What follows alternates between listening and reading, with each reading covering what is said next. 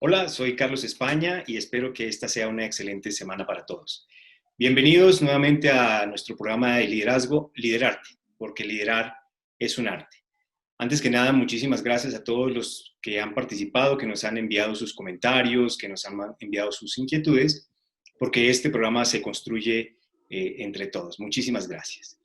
Pues hoy tenemos un programa muy especial. Está de hecho en otro formato, pero es especial porque contamos con la presencia de un gran maestro, de un gran mentor, de un gran amigo. Él es el doctor Nelson Rueda Restrepo. De él tengo que decir que es economista, es especialista en psicología organizacional, es magíster en administración y es doctor en ciencias de la educación. Actualmente se desempeña como el presidente de la Red Global de Mentores y ha creado un sinnúmero de programas de liderazgo, entre ellos Liderazgo Humanamente Efectivo, que es el programa en el cual inspiró Liderarte. Además, otros programas también de neurociencia bueno, él es un constante investigador sobre estos temas de liderazgo. Por lo tanto, para mí es un placer que él está con nosotros. Nelson, bienvenido y muchísimas gracias por haber atendido nuestra invitación. Muchas gracias, Carlos, por invitarme a este espacio y encantado de compartir contigo estos momentos para toda la gente que está aquí presente. Bueno, pues muchísimas gracias y como lo habíamos advertido en nuestro programa pasado, hoy vamos a hablar de un tema apasionante, muy interesante y es el observador. Y pues Nelson es una autoridad en este tema, es un conocedor profundo de estos temas del observador que seguramente algunos de ustedes han escuchado y si no, pues esta es la mejor oportunidad para aprender de eso. Entonces, entrando directamente en materia, Nelson, ¿en qué consiste este tema del observador? Bueno, en primera instancia quisiera decir que el tema del observador se entiende más desde una perspectiva práctica. Cada ser humano, desde que nace, empieza a ser modelado. Primero por sus padres, después por la sociedad, después por los profesores, después por los distintos entornos en los cuales esa persona habita. ¿Y qué va aprendiendo en esencia? Va aprendiendo creencias. Desde las creencias va aprendiendo a vivir desde estados emocionales, va aprendiendo a pensar y va aprendiendo a actuar. Y a medida que va creyendo, sintiendo, pensando y actuando, va produciendo resultados. Y esa es la suma de este ciclo a la que denominamos observador. Es decir, la persona aprende a pararse frente a la realidad para interpretarla y a partir de que la interpreta a actuar en ella para producir unos resultados específicos. Conceptualmente, entonces, el tema del observador tiene que ver con la forma como cada persona va construyendo para sí mismo una ecovisión del mundo y a partir de esa ecovisión del mundo va, digámoslo, actuando en ese mundo para producir y obtener los resultados que obtiene. Qué bien, eso quiere decir que hay personas que tienen diferentes estilos de pensar de alguna manera. ¿Cuáles serían estos estilos de pensamiento, estos, sí, diferentes estilos de pensamiento? Si seguimos esa secuencia de la cual acabé de hablar, pues las personas en esencia pura somos creencia. La creencia por principio es irracional. Vale decir, la persona no confronta la creencia.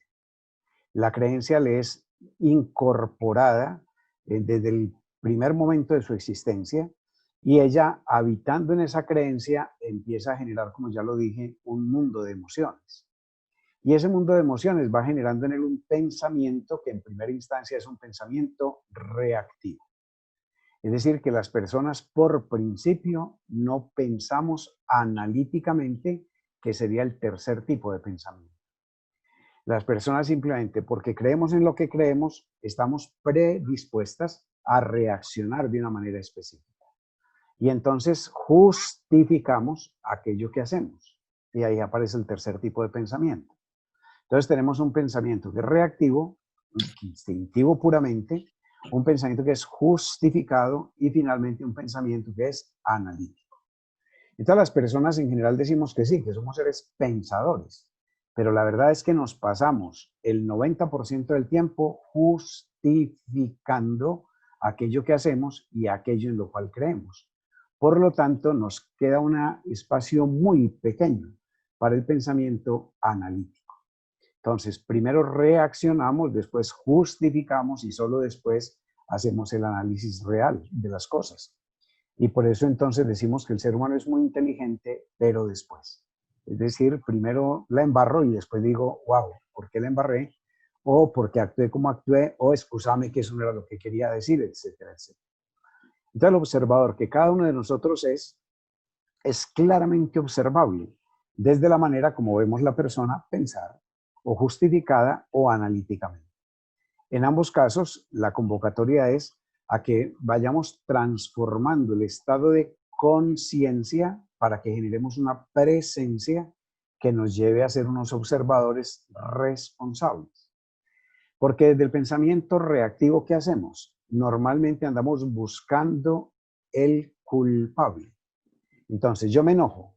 La culpa es de ti, que me generaste enojo porque dijiste lo que dijiste.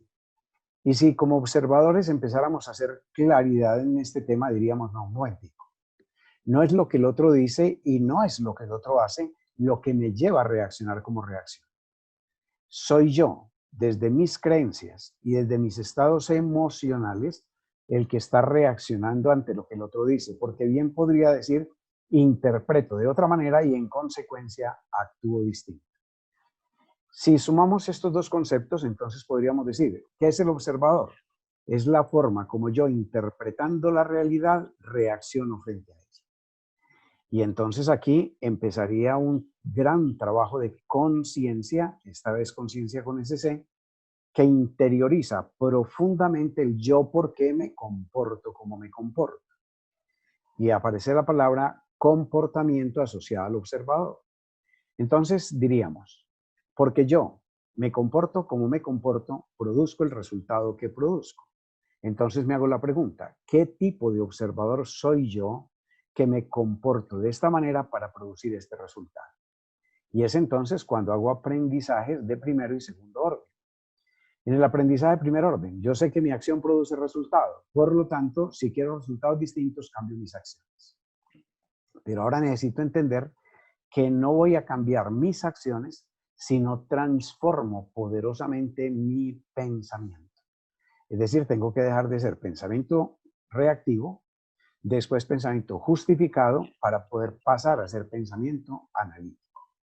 Y cuando soy capaz de hacer ese pensamiento analítico es cuando yo transformo realmente una acción de forma definitiva y permanente. Porque de otra manera lo que hago son cambios transitorios y siempre volveré al viejo resultado. Y aquí me acuerdo mucho de una frase, si no estoy mal, que le decía Henry Ford, que es estúpido conseguir cosas diferentes haciendo lo mismo. Pero esto es diferente porque va más allá. Esto no es solamente cambiar los resultados desde las acciones, sino desde el pensamiento. Innegablemente, innegablemente, porque es que si yo dejo de pensar reactivamente y empiezo a pensar analíticamente, entonces empiezo a entender dos principios básicos de la existencia. Y el primero es que hay una ley que se llama la ley de causalidad. No hay acto que no traiga efectos. Entonces empiezo a mirar los efectos y empiezo a preguntarme, ¿qué fue lo que antecedió esta situación? Y empiezo a encontrarme dos cosas consecuentes, la acción del otro y la reacción mía. Cuando yo miro la acción del otro y me digo a mí mismo, vivimos en mundos interpretativos. Entonces, no es lo que el otro está haciendo, es lo que yo estoy interpretando a partir de lo que el otro está haciendo. Entonces ya no me voy hacia el otro, me vengo hacia mí. Y me pregunto por qué yo lo interpreto de esta manera y es posible interpretarlo de otra. Y cuando hago este caminar del mundo de la reinterpretación, con certeza absoluta que voy a actuar distinto. Es decir, pasé del pensamiento reactivo al pensamiento analítico y dejé de lado el pensamiento justificado. Sí, eso es y además que es un ejercicio que todos podríamos hacer porque todos tenemos observador. Hay una palabra que dice, todos somos el observador que hay en cada uno de nosotros. Y Correcto. habría una pregunta que me surge ahora es, hay diferentes etapas de la persona, el observador cambia en la medida en que vas creciendo, en la medida en que vas evolucionando. ¿Hay estas etapas del ser? Innegablemente. Es que en el ser humano habitan tres seres al mismo tiempo. Hay un ser esencia, hay un ser existencia y hay un ser potencia. En el ser esencia somos lo que somos, es decir, somos seres bioquímicos. Y esos seres bioquímicos después nos volvemos seres bioquímicos sociales. Entonces, en nuestra propia esencia tenemos un cerebro, tenemos un cuerpo, tenemos una química que nos guía, que nos determina, que nos, digamos, de alguna manera nos va condicionando, un ADN que es parte esencial de nuestro ser. Y entonces, digamos que ese ser esencial nos va a perdurar a lo largo de la vida, porque a lo largo de la vida lo que vamos a tener son células, neuronas en desarrollo y que van caracterizándonos desde lo físico, desde lo químico, desde lo anímico, desde lo comportamental. Pero en la práctica, ese ser esencial se va convirtiendo en un ser presencial. Entonces, tenemos presencia de niño, de adolescente, de adulto mayor. Tenemos presencia de estudiante, profesional, trabajador, etcétera. Tenemos presencia de estado civil, casado, soltero, viudo, etcétera. Entonces, ese ser existencia, diríamos, es la manera como vamos apareciendo ante los distintos entornos y ante los distintos contextos de la vida. Pero entre el ser existencia y el ser esencia, hay un ser que se llama ser potencia. ¿Qué significa eso? Que en cada uno de nosotros hay un potencial infinito y que ese potencial infinito convoca a la posibilidad. Entonces, siempre habrá un principio de realidad y siempre habrá un principio de posibilidad. El principio de realidad es lo que yo hoy soy a partir de en qué me he venido convirtiendo. Entonces, ¿qué soy? Un ser en transición.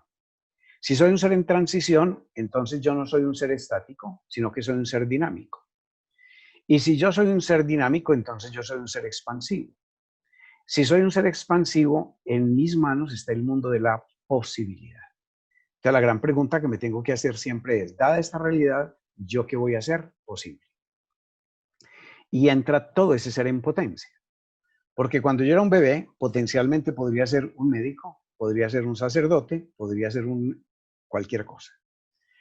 A medida que fui creyendo en lo que fui creyendo y fui entrando en las cosmovisiones en las cuales fui entrando, me fui convirtiendo en lo que estoy convertido, es decir, en el ser, presencia, existencia, en el cual estoy convertido.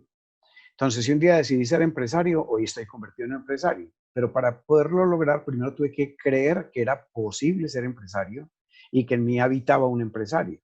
Y entonces lo que hice fue permitirle a ese empresario salir. Cuando decidí que podía ser un pregrado, un posgrado y un doctorado y un postdoctorado, pues igualmente primero lo creí posible, después generé emocionalidades que me llevaron a generar pasión frente al tema, a generar motivos para la acción frente a esto y finalmente a mostrar desde la práctica real que el resultado sí era posible. Entonces, ser esencia es ADN y es simplemente una condición de partida. Pero a partir de allí está el ser en potencia y me voy convirtiendo potencialmente en lo que yo decido. Podrían muchas personas decir, no, eso es relativo, porque es que el sistema condiciona.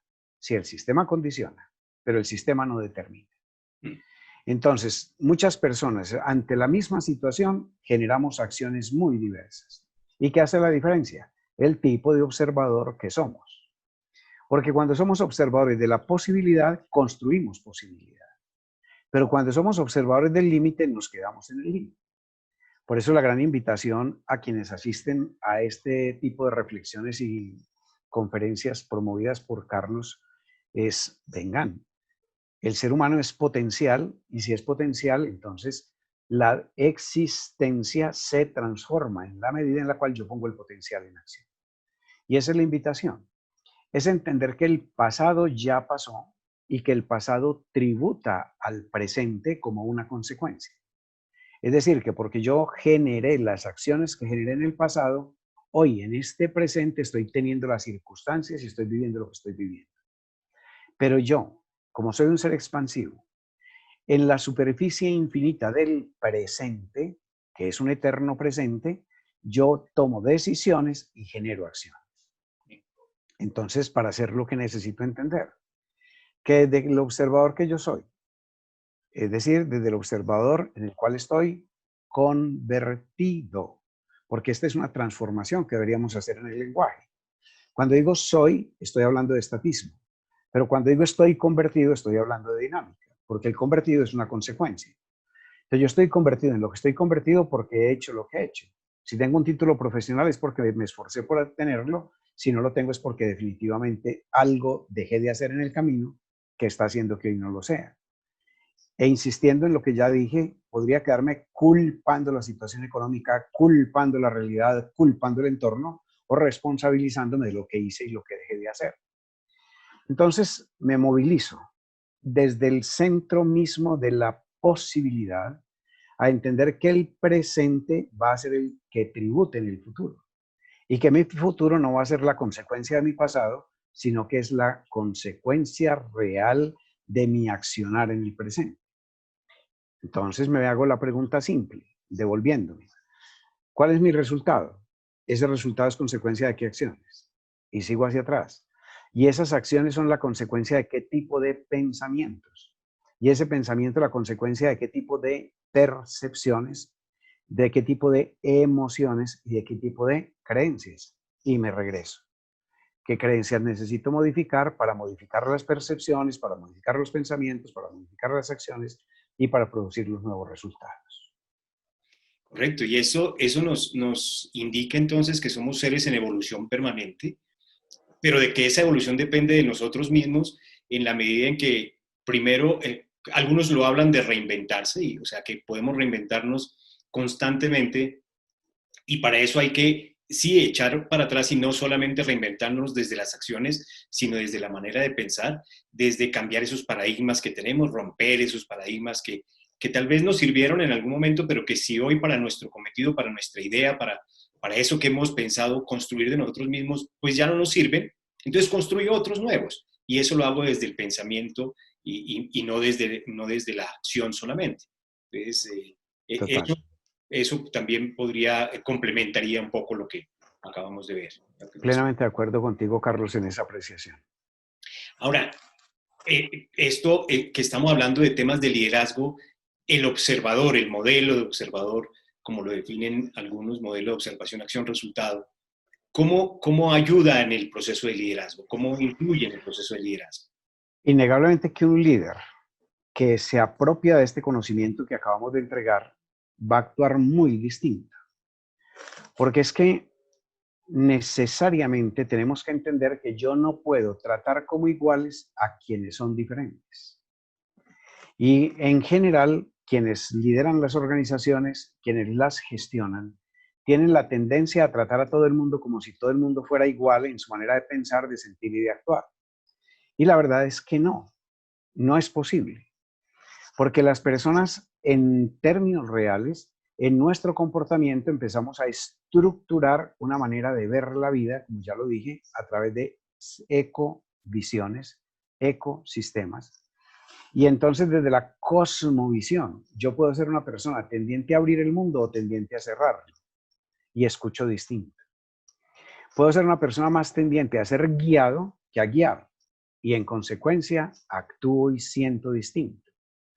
Por lo tanto, los líderes deberían entender que es necesario generar espacios dialogales al interior de la organización para poder entender los distintos observadores y tratarlos como ellos necesitan ser tratados. En consecuencia, hay un principio básico de vida, es no trates como iguales a quienes son diferentes, pero recuerda que en la diferencia está la complementariedad. Y miren la importancia de este concepto. Porque es que finalmente, ¿por qué en las empresas necesitamos equipos? Y la respuesta es, porque todos tenemos talento, pero no todos tenemos talento para todo. Entonces, cuando empezamos a integrar los talentos en un equipo y a transformar desde la intervención individual de cada persona su talento en potencial en el equipo se hace competente. Y en consecuencia, el equipo pone su motivación al servicio de los resultados organizacionales. Aquí radica la importancia del tema del observador para un líder y para un gerente. Sí, y ahora que lo estás mencionando, los que tuvieron la oportunidad de participar o de ver nuestro video anterior, que hablamos un poco de liderazgo desde los colores, que tú conoces muy bien el programa del DIS desde los colores, pues es un poco eso, ¿no? Todos tienen un observador diferente y entonces tienden a actuar de una manera diferente, pero cuando se relacionan con otros, los otros son de un color diferente. Entonces hay que aprender a manejar ese nivel de relacionamiento y a construir equipos con esos otros estilos de personas que al final son otros estilos diferentes de observadores. Total. Sí, este tema definitivamente es apasionante y además que da mucho para seguir hablando. Tú mencionaste algo que tal vez lo confluye Ignacio Bernabé en los círculos de competencia, que seguramente será tema de un próximo evento, de un próximo programa. Sí, Pues, señor. yo te agradezco inmensamente que hayas aceptado esta invitación, que hayas estado aquí con nosotros dejándonos todo ese conocimiento. Espero que tengamos otra oportunidad de hablar de otro tema en esta misma modelo de conferencia o de video. Y por ahora, pues te agradezco enormemente nuevamente y pues espero nuevamente contar contigo. Muchas gracias y esperemos pues que estas reflexiones aporten mucho a la gestión exitosa de los líderes. Un abrazo para todos. Gracias, Carlos. Con muchísimo gusto. Bueno, a todos, la próxima semana pues seguiremos trabajando y hablando de estos temas del ser y pues que es básicamente, como lo decía Nelson, para gestionarnos nosotros mismos y para ser quienes nosotros en algún momento determinado querramos ser. Entonces, pues te invito a que sigas nuestros programas, te invito a que le des clic en la campanita, que recomiendes estos programas y te esperamos en una próxima oportunidad. Muchas gracias.